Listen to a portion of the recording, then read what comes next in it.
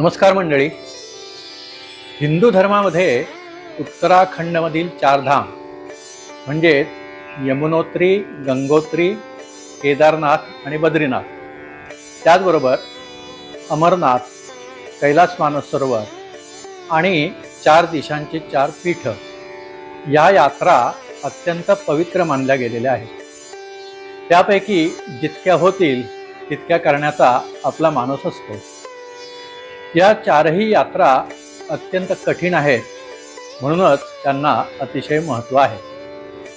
यामध्ये उत्तराखंडमधील चारधाम यात्रेचा कोणी नुसता उल्लेख जरी केला तरी तिकडे लगेच कान टवकारले जातात. नुकतंच म्हणजे 22 जून ते 3 जुलै 2026 या काळामध्ये आम्हाला या चारधाम यात्रेला जाण्याचा योग आला आणि मुख्य म्हणजे ती निर्विघ्नपणे पार पडली.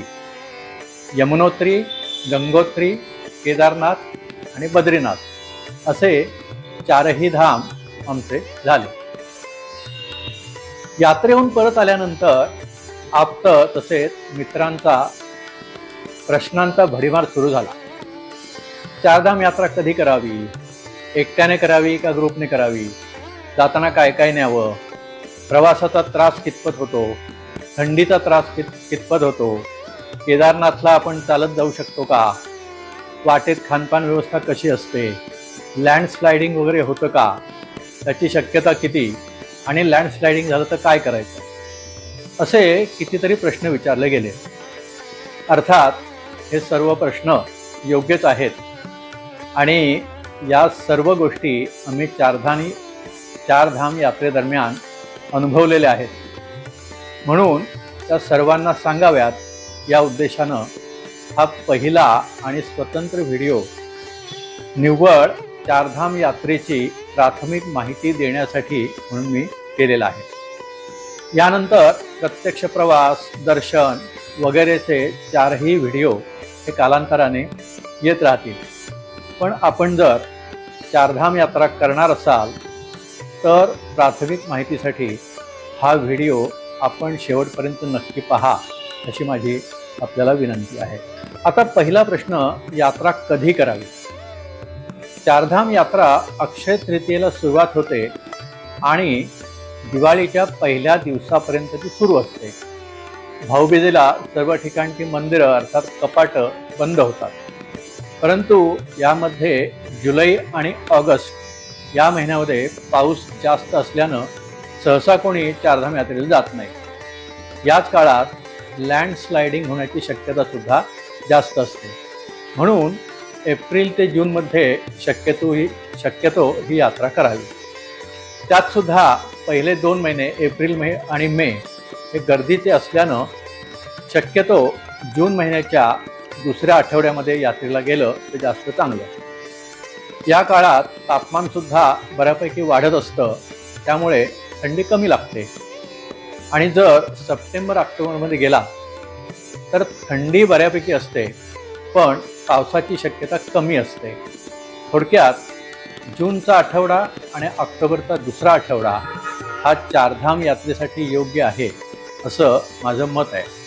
म्हणूनच आम्ही तापमानाचा अंदाज घेऊन जूनच्या तिसऱ्या आठवड्यामध्ये चारधाम यात्रेला गेलो. चारधाम यात्रा करायची ठरवली की पहिली गोष्ट येते ती म्हणजे आपली तब्येतीची क्षमता. यमुनोत्री आणि केदारनाथ येथे जरी घोडा किंवा डोलीनं प्रवास करायचा असला तरी काही अंतर हे चालत जावं लागतं. ते कधी सपाटीचं तर कधी चढणीचं असू शकतं, कारण सर्वच ठिकाणी शेवटपर्यंत घोडा इत्यादी वाहनं जाऊ शकत नाही. म्हणून चालायची सवय असणं हे खूप गरजेचं आहे. रोज किमान 5 किलोमीटर अंतर चालणं आणि 10 मजले जिन्यानं वरती चढणं आणि खाली उतरणं असा व्यायाम यात्रेच्या आधी साधारण 2 महिनेपासून जाण्याच्या दिवसापर्यंत करणं आवश्यक आहे. असं केल्यानं चालण्याचा त्रास कमी होतो. दुसरं असं की केदारनाथसारख्या उंचावरील ठिकाणी प्राणवायू विरळ होत जातो आणि त्यामुळे श्वासाचा त्रास होऊ शकतो. त्यासाठी रोज प्राणायाम करणं आवश्यक आहे. एकंदरीत चारधाम यात्रेला जायचं म्हणजे आपली तब्येत ठणठणीत असणं हे आवश्यक आहे. आता यात्रा एकट्यानं करायची का ग्रुपनं करायची? माझं म्हणणं असं आहे की ग्रुपनं करावी. त्यातसुद्धा यात्रा कंपनीमार्फत जर ही यात्रा केली तर रेल्वे रिझर्वेशन, यात्रेचं रजिस्ट्रेशन, चारधाम यात्रेचं रजिस्ट्रेशन करणं हे अत्यंत आवश्यक आहे. नंतर अंतर्गत प्रवास, जेवण खाण आणि मुख्य म्हणजे स्थलदर्शन, ह्या सगळ्या गोष्टींचे प्रश्न आपोआप सुटतात. यात्रेतील अडचणी बघताना यात्रा कंपनीमधून जाणं केव्हाही चांगलं. त्यामुळे आम्ही कल्याण येथील देशपांडे टूर्स अँड ट्रॅव्हल्समधून गेलो होतो. खूप छान व्यवस्था मात्र त्यांनी ठेवलेली आहे. पुढचा प्रश्न, जाताना काय काय न्यावं? चारही ठिकाणी हवामान अत्यंत थंड असतं, म्हणून थंडीचा बंदोबस्त प्रथम करायला हवा. तुम्ही कधी जाणार आहात त्यानुसार थंडी अवलंबून असणार आहे. त्या काळातील तापमानाचा अंदाज घेऊन थर्मल वेअर, जॅकेट, स्वेटर, कानटोपी, लोकरीचे हातमोजे तसेच पायमोजे हे घ्यायलाच पाहिजे. मोज्यांचे शक्यतो 2 सेट घ्यावेत, कारण पावसामुळे जर भिजले तर दुसरे हवेत म्हणून. केदारनाथ आणि यमुनोत्री येथे जर चालत जाणार असाल तर ट्रेकिंगचे बूट घेतलेले केव्हाही चांगले. तसेच पावसासाठी कमी वजनाचे रेनकोट किंवा पोंचो घ्यावेत. साधारण 12 दिवसासाठी लागणारे बाहेरचे कपडे तसेच आतील कपडेसुद्धा घ्यावेत. आतील कपड्यांचे सेट मात्र थोडे जास्त घ्यावेत, कारण तिकडे एक तर अतिथंडीमुळं कपडे वाळत नाहीत आणि दुसरं म्हणजे एका ठिकाणी जास्त दिवस राहण्याची वेळ येत नाही, म्हणून कपडे वाळवता येत नाही. थोडक्यात आतले कपडे हे थोडे जास्त घेतलेले केव्हाही चांगले. त्यानंतर बरोबर न्यायची गोष्ट म्हणजे औषधं. आपली नेहमीची औषधं आणि काही विशेष औषधं. केदारनाथ, यमुनोत्री, बद्रीनाथ ही ठिकाणं खूप उंचीवर असल्यामुळे प्राणवायू विरळ होत जातो. त्यामुळे तशा हवामानाची आपल्याला सवय नसते. त्यामुळे तिथे जाताना किंवा गेल्यावर मळमळ, चक्कर येणं, धाप लागणं ह्या गोष्टी होऊ शकतात. हा त्रास वाचवण्यासाठी काही विशिष्ट औषधं आहेत आणि ती औषधं आपल्या डॉक्टरना सांगून जरूर बरोबर घेऊन जावीत आणि वापरावीत देखील, कारण आम्ही हे त्रास अनुभवलेले आहेत. तसेच भीमसेनी कापूर रुमालामध्ये बांधून पुरचुंडी करून हातावर बांधून ठेवायचा आणि मधून तो फुंगत राहायचा. असं केल्यानं काय होतं तर श्वासाचा त्रास कमी होतो. तर खाण्याचे पदार्थ, यात्रा कंपनीमधून जर गेलात तर चहा, नाश्ता आणि 2 वेळचं जेवण हे वेळच्या वेळी व्यवस्थित मिळतं. या व्यतिरिक्त जर तुम्हाला खाण्याची सवय असेल तर काही सुखे पदार्थ, उदाहरणार्थ ड्रायफ्रूट्स, चिक्की हे अवश्य घ्यावं. खरं तर बऱ्याच वेळी सकाळी 3 वाजता उठून 4 वाजताच प्रवासाला बाहेर पडावं लागतं. त्यामुळे अवांतर खाण्याची तशी वेळच येत नाही. तसेच केदारनाथ किंवा यमुनोत्री ट्रेकच्या वेळी खाण्याची इच्छाच होत नाही. यावेळी सुकामेवा थोडा मुद्दामहून खात राहणं चांगलं. तसेच चालताना डिहायड्रेशन होत असतं, म्हणून ORS किंवा इलेक्ट्रोलाइट्स मिसळलेलं पाणी हे घोट प्यायचं आहे, एकदम जास्त प्यायचं नाही आहे. तर ह्या पाण्यामुळं थकवा कमी होतो, तसेच प्राणवायूची कमतरतासुद्धा जाणवत नाही, म्हणून हे अवश्य करावं. पुढचा मुद्दा, प्रवासाचा त्रास कितपत होतो. हरिद्वारपासून साधारण 30 किलोमीटर अंतर गेलं की घाट रस्ता सुरू होतो. तो परत येईपर्यंत बऱ्याच ठिकाणी अरुंद रस्ता, आपण ज्याला सिंगल रोड म्हणतो तसा, त्यात एका बाजूला उंच पहाड आणि दुसऱ्या बाजूला खोल दरी आणि त्या दरीतून वाहणारी एखादी नदी, हे दृश्य शेवटपर्यंत आपल्याला दिसतं. यमुनोत्रीहून निघणारी यमुना गंगोत्रीहून निघणारी भागीरथी, नंतर पुढे ती गंगा होते, केदारनाथहून निघणारी मंदाकिनी आणि बद्रीनाथहून येणारी अलकनंदा, या नद्या आपली साथ संपूर्ण प्रवासात करत असतात. या प्रवासामध्ये हेअरपिन टाईप तीव्र वळणं आणि एकदम चढण असे प्रसंग खूप ठिकाणी आहेत. निसर्ग अतिशय छान असतो, पण सुरुवातीला आपल्याला भीती वाटते, त्यामुळे तशी मजा घेता येत नाही. पण एकदा का सवय झाली की तसं त्या खोल दऱ्यांचं काही आपल्याला वाटत नाही. तसंच 2 ठिकाणातील अंतर साधारण 100 ते 250 किलोमीटर पर्यंत आहेत. पण हे अंतर संपूर्ण घाटांचं असल्यानं वेळ बराच लागतो. सरासरी ताशी वेग 30 किलोमीटर पर्यंतच मिळतो. 4ही धामला जाणाऱ्या रस्त्यांचं सध्या जोरात रुंदीकरण सुरू आहे. तरी सुद्धा अजून बरंचसं काम शिल्लक आहे आणि रुंदीकरणाची ही काही दृश्य आपण बघू शकता, यावर आपण अंदाज घेऊ शकता की रस्ता कशा प्रकारचा आहे आणि नंतर कसा होणार आहे.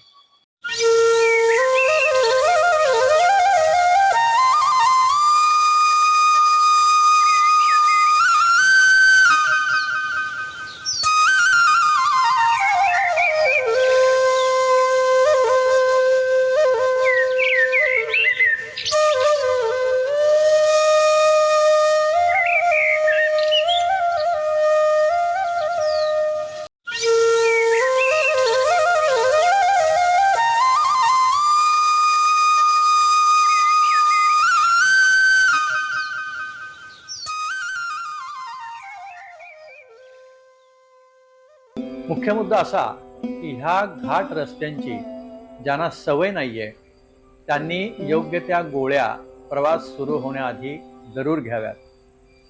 उत्तराखंडमधील ड्रायव्हर्स मात्र अतिशय कुशल आहेत असं माझं मत आहे.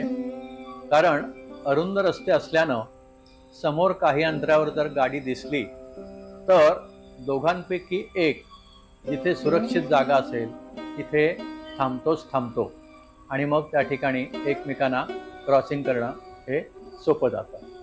तर अशा प्रकारे प्रवास हा संपूर्ण घाटांचा आहे. थंडीबद्दल बोलायचं झालं तर 4 धामला सर्वच ठिकाणी थंडी असते, पण त्यात सुद्धा केदारनाथ आणि बद्रीनाथ येथे जरा जास्तच असते. जसजशी उंची वाढत जाते तसतशी थंडीची तीव्रता जास्त असते. आम्ही 4 धामला जाण्याआधीपासूनच सर्व ठिकाणचं तापमान वेदर ॲपवर रोज पाहत होतो. थंडीबरोबरच पाऊस कधीही येऊ शकतो आणि केदारनाथ सर्वात उंच आणि दूर असल्यानं तेथील हवामानाची माहिती करून घ्यावीच लागते. कारण तेथील हवामानामध्ये अत्यंत अनिश्चितता आहे. क्षणात ढग येतात, क्षणात पाऊस येतो, तर कधीकधी संपूर्ण निरभ्र आकाश असतं. थोडक्यात सर्व ठिकाणी थंडी ही आहेच, त्यामुळे पुरेसे लोकरीचे गरम कपडे घेऊन ठेवावेत हे योग्य. बऱ्याच वेळेला विचारला जाणारा प्रश्न म्हणजे केदारनाथला आपण चालत जाऊ शकतो का?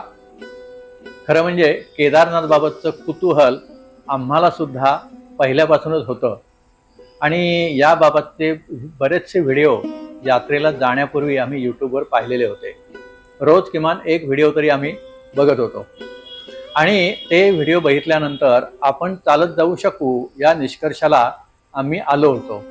रोज तशी आम्ही व्यायाम पण सुरू केलेला होता. रोज चालणं, ट्रेकिंगचे बूट घालून त्याचा सराव करणं हे सगळं चालू होतं. पण प्रत्यक्ष जेव्हा तिथं गेलो तेव्हा आमचा इरादा बदलला. कारण असं आहे, यमुनोत्रीला आम्ही चालत जाऊन आलो. ते अंतर एका बाजूनं 7 किलोमीटर आहे, म्हणजे एकूण 14 किलोमीटर होतात. हवा विरळ होत जाते, त्यामुळे श्वास घ्यायला त्रास होतो. तसेच चालताना धाप लागते, थकल्यासारखे होते आणि ह्या वेळचा अनुभव पाहून आम्ही केदारनाथला जाताना घोडा किंवा पालखीनं जायचं आणि येताना चालत यायचं असा पर्याय निवडला. कारण गौरीकुंडपासून केदारनाथ 16 किलोमीटरवर आहे आणि 8 किलोमीटरचं अंतर हे संपूर्ण कठीण चढणीचं आहे. केदारनाथला चालत जाणारे तरुणसुद्धा असतात, तसेच वृद्धसुद्धा असतात आणि ते चालत जात असतात, पण ते सुद्धा माझ्या मते रडत कुथत असेच जातात, कारण अत्यंत तीव्र चढण असल्यामुळे एक 25-30 पावलं गेलं की तुम्हाला तिथं थांबावंच लागतं, कारण श्वासाचाही त्रास होऊ शकतो. थोडक्यात काय आहे, स्वतःची प्राकृतिक क्षमता लक्षात घेऊन केदारनाथ तसेच यमुनोत्रीला चालत जायचं की नाही हे आपण ठरवायचं आहे. वाटेत खानपान व्यवस्था ही चांगल्या प्रकारचीच असते असं म्हणावं लागेल.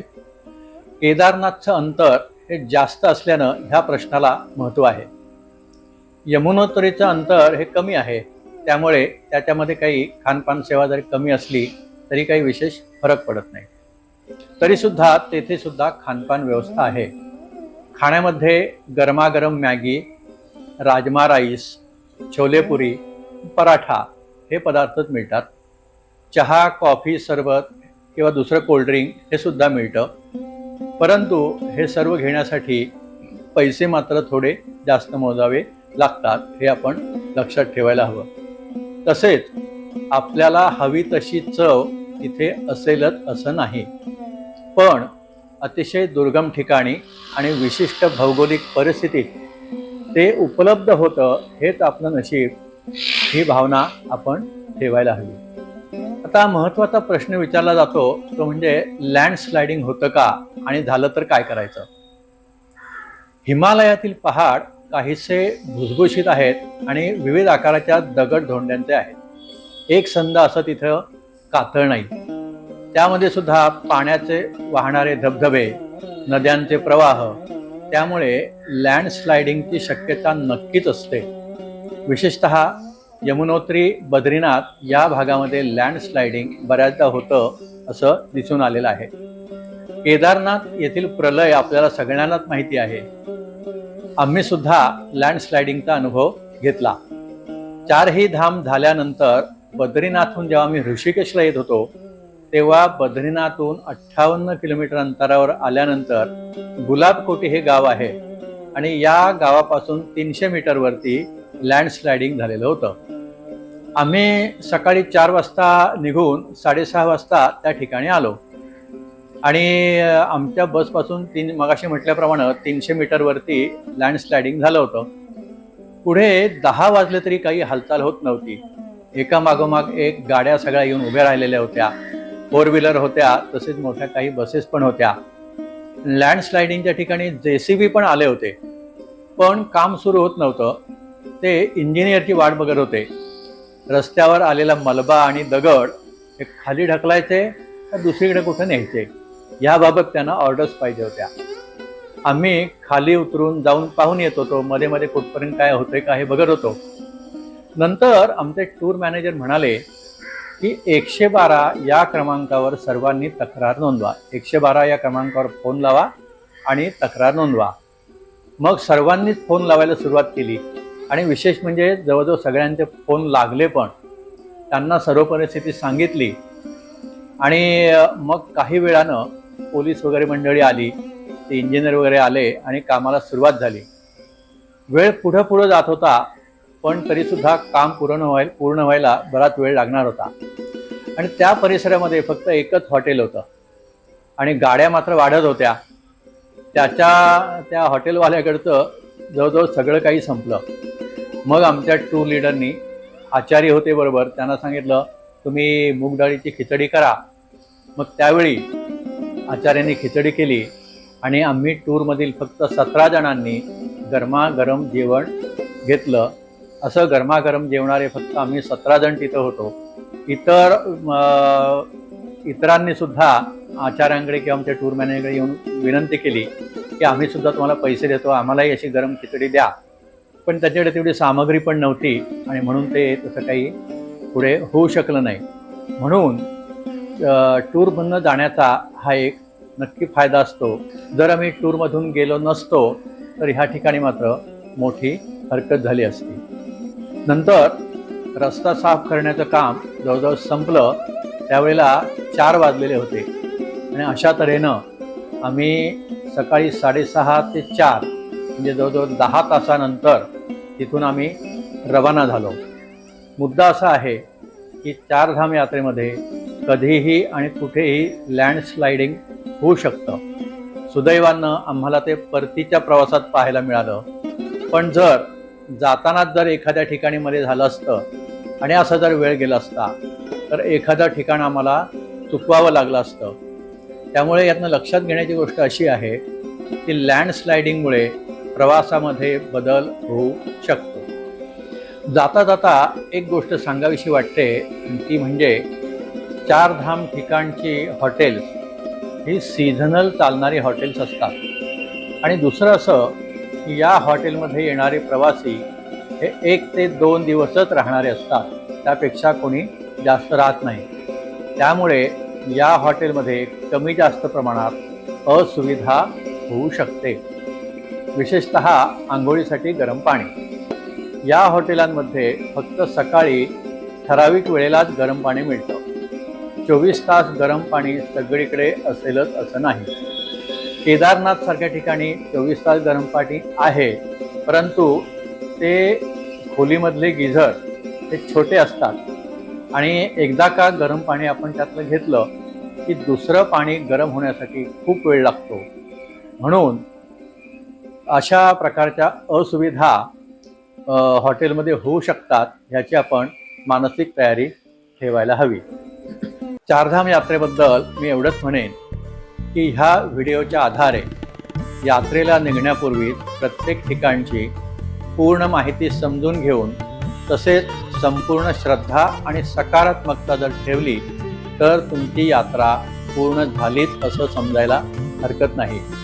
आता यानंतर चारही धामचे वेगवेगळे व्हिडिओ मी यथावकाश पोस्ट करणार आहे, ते आपण जरूर पहा. आपल्याला हा व्हिडिओ कसा वाटला ते कमेंट बॉक्समध्ये लिहा. व्हिडिओ आवडला तर नक्की लाईक करा, शेअर करा आणि चॅनेलला जर सबस्क्राईब केलं नसेल जरूर सबस्क्राईब करा. धन्यवाद. नमस्कार.